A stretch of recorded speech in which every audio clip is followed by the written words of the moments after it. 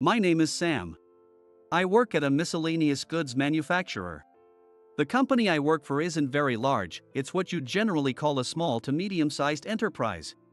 Though it's about the size of a small factory, I applied to this company straight out of college. I had a compelling reason for wanting to join this company. I've loved miscellaneous goods since my school days, and I'd often found myself stopping by stores whenever I saw one.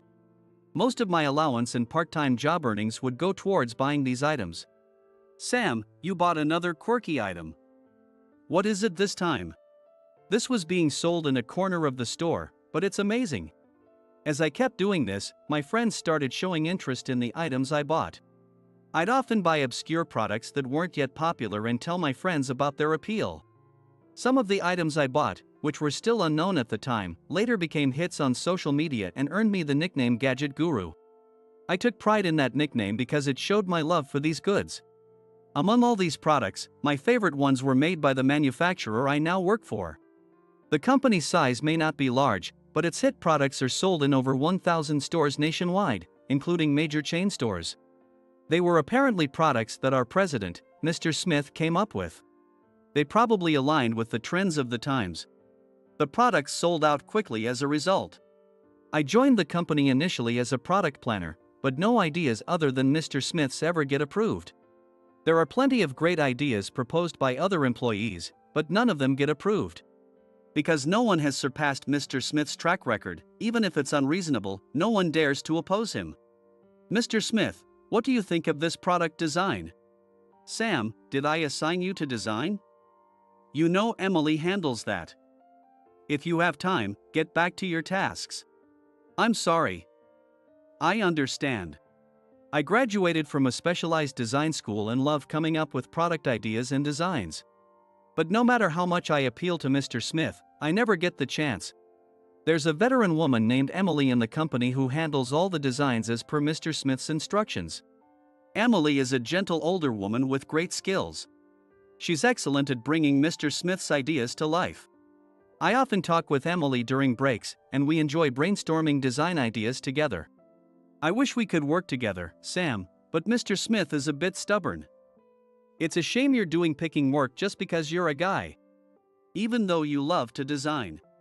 Yeah, but I'll keep trying so that one day we can work together. That's the spirit. I'm rooting for you. As Emily said, I'm not allowed to do any planning or design work. Instead, I focus on shipping, picking tasks, and sales support. Even though I joined as a planner and salesperson, I can't give up hope that someday I'll get a chance. Every night, I go home and work on product designs, carrying them around in my work bag. However, none of my submissions have ever been accepted, nor even looked at. Amidst these repetitive days, my friends from design school invited me to a gathering, and we met up for drinks on a weekend.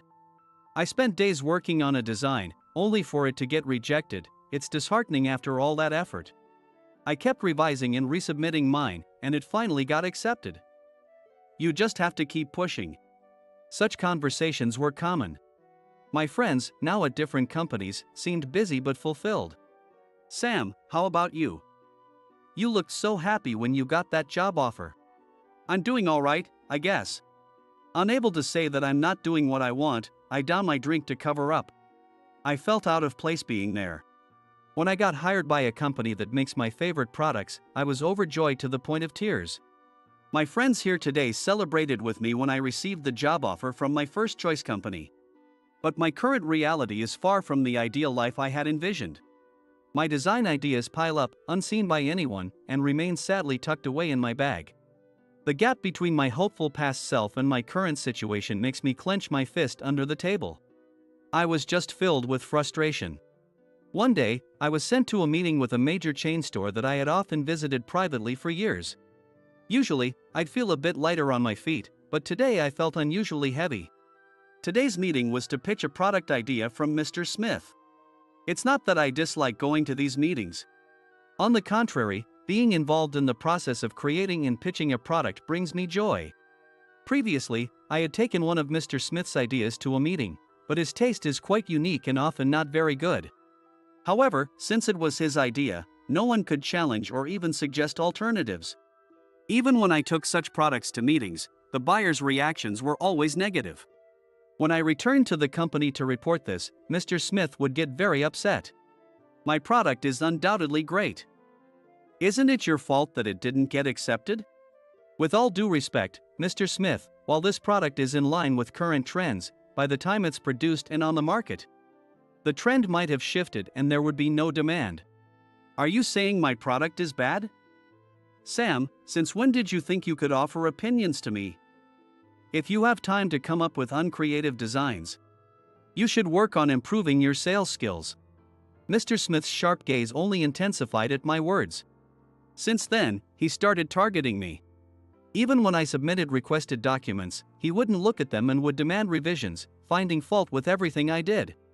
He'd assign me unnecessary tasks, sometimes giving me more work than I could finish in a day, leading to late nights. I tried to appeal to him about this. Mr. Smith, it's really tough to finish this by the end of the day. You're just incompetent. If you can't finish it, stay late and get it done. He never listened to my pleas. Emily, the design specialist, was also concerned for me. But even she couldn't stand up to Mr. Smith. Eventually, I lost my brakes and no longer had time to talk with her. When I stepped out of the company, the fresh air was a relief. But I didn't feel optimistic about today's meeting and was quickly overcome with a sense of dread. I decided to take a shortcut through a one-way street. With fewer cars and traffic lights, and hardly any people, I thought it might help clear my head. Just then, a loud crash behind me made me turn around. A car had collided with a telephone pole. I'd never witnessed an accident before, and with no one else around, I panicked. But when I saw no one emerging from the car, I ran towards it. I couldn't see the driver's face due to the airbags, but I saw a woman slumped over in the driver's seat. I checked the back seat and found she was the only one in the car. I immediately opened the door and spoke to her. "Are you okay? Can you hear me?" She slowly raised herself and responded, "I'm okay. I blacked out while driving." Relieved that she was conscious, I sighed. I should call the police, but I can't find my phone." She seemed disoriented, likely from the accident. I quickly reassured her. "It's okay. I'll call the police. Here, have some water, I haven't opened it yet. It'll help you calm down." I handed her the water I had bought earlier, and since I was the only witness, I called the police and an ambulance from my phone. She seemed calmer by the time I finished the call and bowed deeply to me. "Thank you for helping me. My name is Natalie. I think I was sleep deprived from working on a college report. Thank you for everything. May I ask your name?" Natalie seemed to be a college student, and I couldn't just leave her alone, so I introduced myself. "I'm glad you're okay, Natalie. I'm Sam. Sorry, I need to make a quick work call while we wait for the police." She nodded emphatically and said, "That's fine." So I called the client I was supposed to meet. After explaining the situation, they understood and agreed to reschedule. Next, I called my company, and the receptionist connected me to Mr. Smith. "Mr. Smith, I'm sorry. I encountered an accident on my way to the meeting and am currently waiting for the police. I've explained the situation to the client, and they've agreed to reschedule. Given the circumstances, it might take me some time to return to the office." After explaining the situation concisely, an unexpected response came through the phone. "Sam, are you kidding me? Do you realize how much revenue this meeting could generate? Being late because of an accident you encountered? Rescheduling without permission is unacceptable. You should have ignored the accident." "But Mr. Smith, I couldn't just ignore someone in need. That's inhumane." Despite my attempt to reason, he had no intention of listening and shouted over me, "I won't tolerate lateness. You're fired." His voice was deafening, and with a loud click, the call ended abruptly. In an instant, I found myself unemployed. Fired. Staring blankly at the silent phone, I was stunned. Natalie, who had witnessed everything, approached with a worried expression. "I'm sorry, I overheard the call.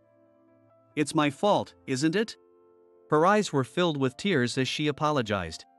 "No, it's not a problem at all. Leaving someone in need would be the real issue. I tried to smile reassuringly as I spoke to her. The conflict with Mr. Smith had been ongoing, and he had been targeting me ever since our earlier disputes. Given the situation, this might actually be a good opportunity to move on. Staying in that company wouldn't let me do what I truly wanted. Natalie seemed to think my words were just to make her feel better. I'm really sorry that you got caught up in my accident. She bowed deeply again and, after a brief moment, took out her phone to make a call. Dad, it's Natalie. I was in an accident. It seemed she was calling her parents. Not wanting to eavesdrop, I considered stepping away, but the police arrived and began their investigation. By then, Natalie had finished her call and was calmly speaking with the police. The paramedics also arrived, and while they checked on Natalie, it was confirmed she wasn't injured. The investigation went smoothly without any issues. Since they were arranging a tow truck for her car, I decided to stay with her until it arrived. Just then, several luxury cars began to pull up in front of us. A man hurriedly got out of one of the cars. Natalie, are you okay? Yes, I'm fine. This gentleman helped me. The man, clearly worried, rushed over to Natalie. I was taken aback by the sudden turn of events. Unlike me, Natalie calmly explained the situation to the man. Unable to fully grasp what was happening, I stood there in shock as the man turned to me and bowed deeply. Thank you for helping, Natalie. My name is. He expressed his gratitude and handed me his business card. Caught off guard, I fumbled to retrieve a business card from my bag, but in my haste, I accidentally spilled its contents all over the ground. Among the scattered items were not only the documents I was supposed to submit but also the product ideas and designs I had painstakingly worked on night after night. I'm so sorry. As I knelt to pick up the scattered papers, another hand appeared in my view. A smaller hand than mine started helping me pick up the scattered papers. It was Natalie. Is this everything? These products were designed by you? They're wonderful. She smiled as she handed me the gathered papers. With a sweet smile, she said my ideas were wonderful. The fact that she appreciated my work filled me with joy, and I couldn't help but grip the stack of papers a bit tighter. These are designs that have never been approved, let alone seen by anyone at my company. They're practically just a hobby at this point. Thank you for your kind words. It means a lot to me. I see. Natalie looked sad as I explained. Even though I tried to smile, perhaps my face showed how pathetic I felt. The products I had thought about daily might never see the light of day now that I had been fired. The thought made my chest ache. As I packed up my papers, Natalie and the man were discussing something. When I looked up, Natalie walked over to me. Sam, if you don't mind, I'd like to thank you. Do you have some time after this? I had been fired by Mr. Smith. I had no work left to do. I had plenty of time. Even though I had many problems to deal with. I didn't need any thanks, but I felt it would be rude to refuse Natalie, who was looking at me so earnestly. I don't need any thanks, but I have plenty of time, so sure. Her face lit up at my response, and I found myself smiling too. So, I decided to follow her. The place Natalie brought me to was, surprisingly, the company where I work. Or rather, my former workplace since I'd been fired. Before I could ask why we were here, Natalie confidently walked into the building. Sam, where's the meeting room? Still unable to ask her anything, I guided her to the meeting room. The employees stared at us, wondering what was going on. When we reached the meeting room, she knocked briefly and entered before a response came. I had no idea who was inside, and hurried to follow her, only to be met with an unexpected sight. Mr. Smith was there, talking to an unfamiliar man. But that wasn't all. Mr. Smith was bowing his head looking scared. The man noticed Natalie and me immediately and addressed her. Natalie, are you okay? Dad. I had the paramedics check me out and I'm fine. Thanks to Sam here. It turns out the man was Natalie's father. But I felt like I had seen him somewhere before. Where had I seen him before? As I pondered this, Natalie's father bowed his head to me. Sam, right? Thank you for helping my daughter. I'm so grateful for your kindness. This is a debt I can never fully repay. Thank you. I just did what anyone would do. I'm glad your daughter is safe. The man gave me a kind smile. Not everyone would think it was their duty. You're a kind person, Sam. I can assure you of that. Natalie nodded vigorously beside him. His words, spoken with such conviction, made my face flush with warmth. To hide my embarrassment, I took out my business card. Let me formally introduce myself. I'm Sam.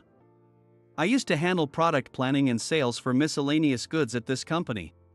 I started to introduce myself, but I suddenly found myself at a loss for words. Having been fired, I no longer had the right to use the business card with this company's name on it. I considered lowering my hand holding the card, wondering if it would be disrespectful, and as I hesitated, I remained frozen in a bow. A hand on my shoulder snapped me out of my daze, and I looked up. You don't need to be so formal. I'm David Williams, Natalie's father and the president of the company you were supposed to visit today. Nice to meet you. His words brought back my memory. Yes, he was the president of the large household goods chain I was supposed to visit today. I hadn't had a conversation with him before, but I had seen him a few times.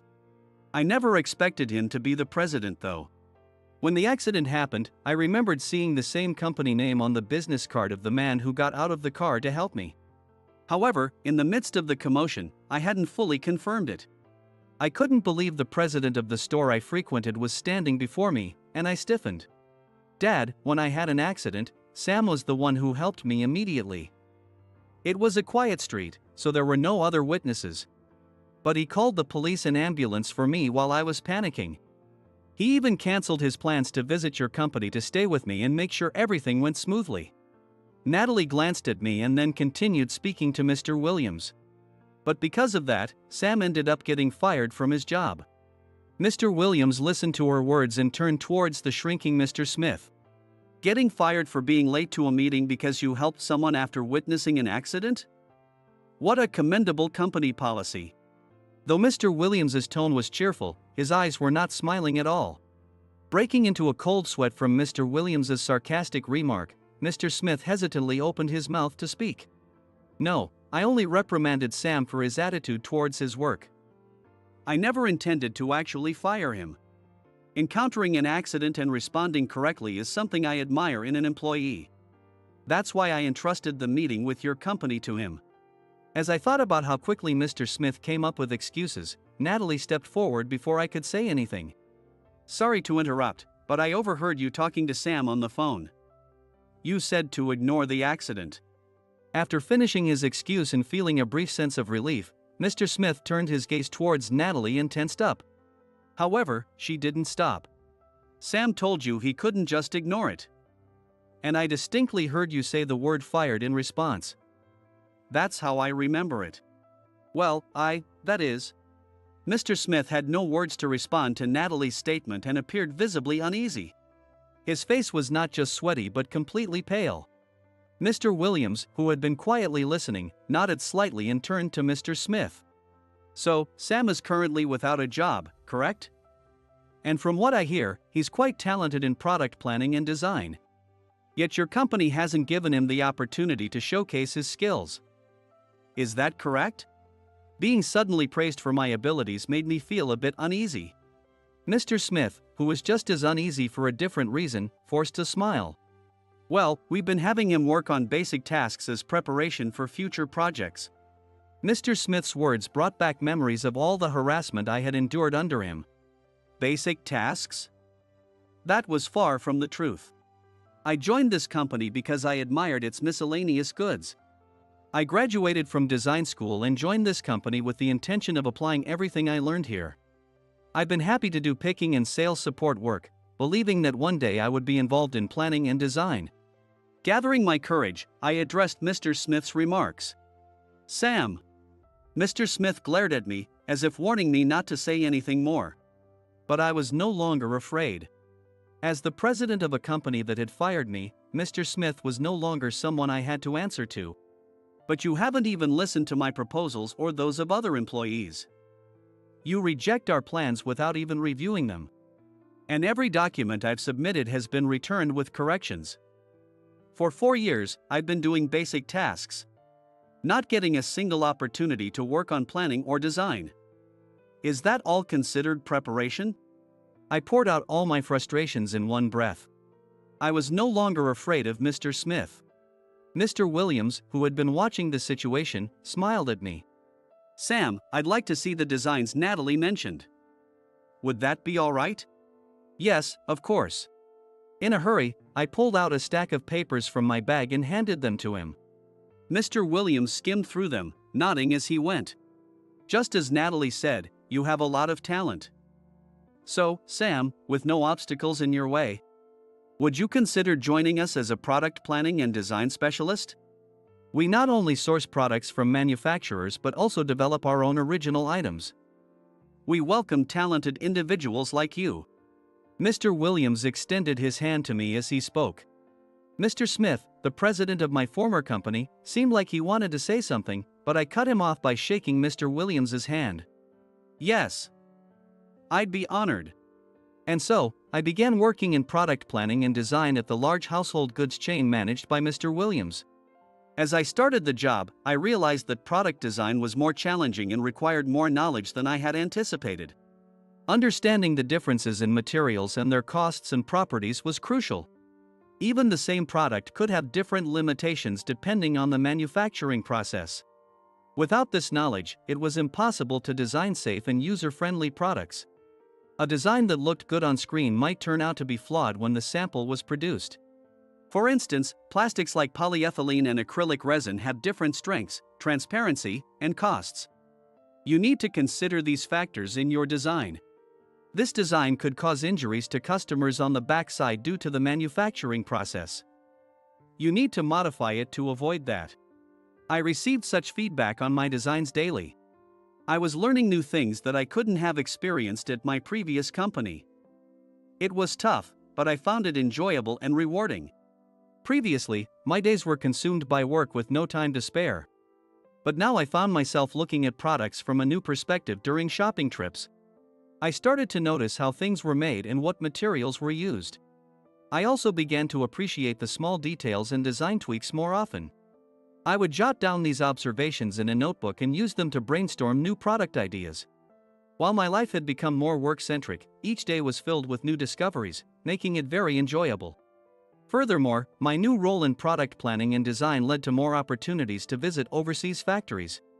There are many things you don't notice when working solely in the US, such as the cultural and mindset differences, as well as numerous business opportunities. I even had the chance to be present when my previous company came to propose products.